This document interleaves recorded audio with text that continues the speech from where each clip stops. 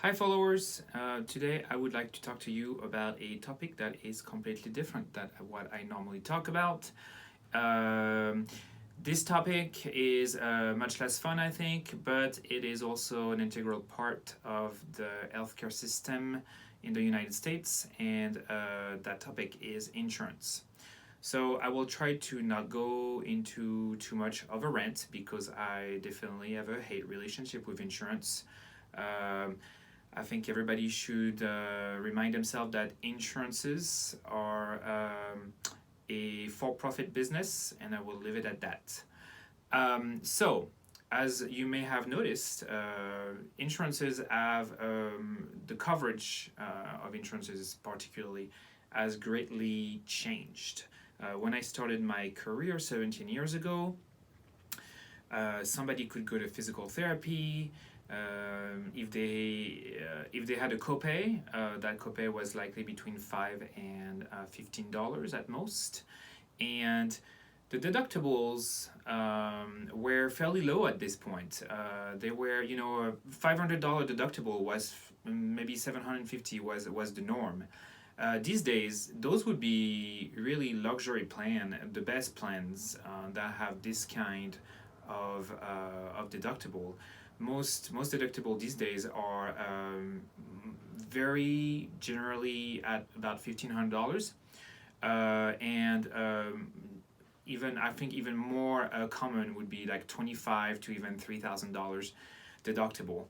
I even had recently a patient that had a $20,000 deductible. Yeah, that sounds very much crazy.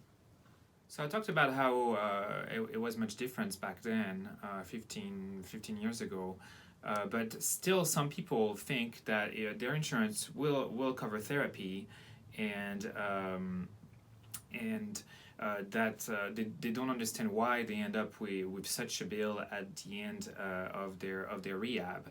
At Butheau Physio, we try to be very transparent with our prices, and I will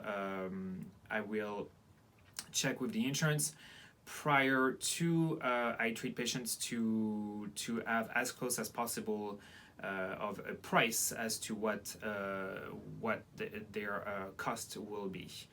Sometimes it's very difficult with insurance, as some insurance will never pay the same price for the same service from one time to the other. So as you can imagine, now copays, with copays that are really under $25 and sometimes up to $75 per visit, the patient is much more responsible for the cost of their physical therapy, for example.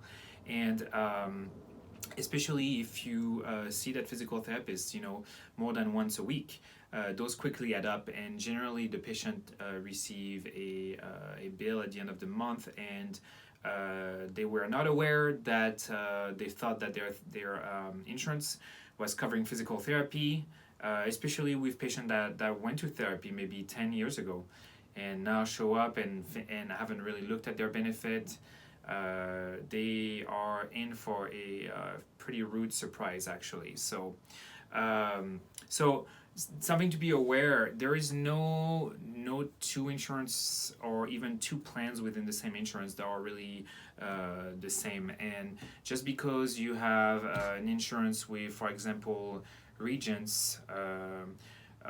You work for an employer, you have an insurance for Regents, and your coworker has a also as Regents. Well, you might have two different plans, and those plans might be very different and might have very different benefits. So I would greatly encourage you, and I also encourage all my patient and prospective patient to really understand their benefit and understand what their deductible is, what is their out-of-network, in-network benefit, because most people really, frankly, generally just overlook this and are sometimes in for a pretty not so great surprise when it comes to paying their part of their health care.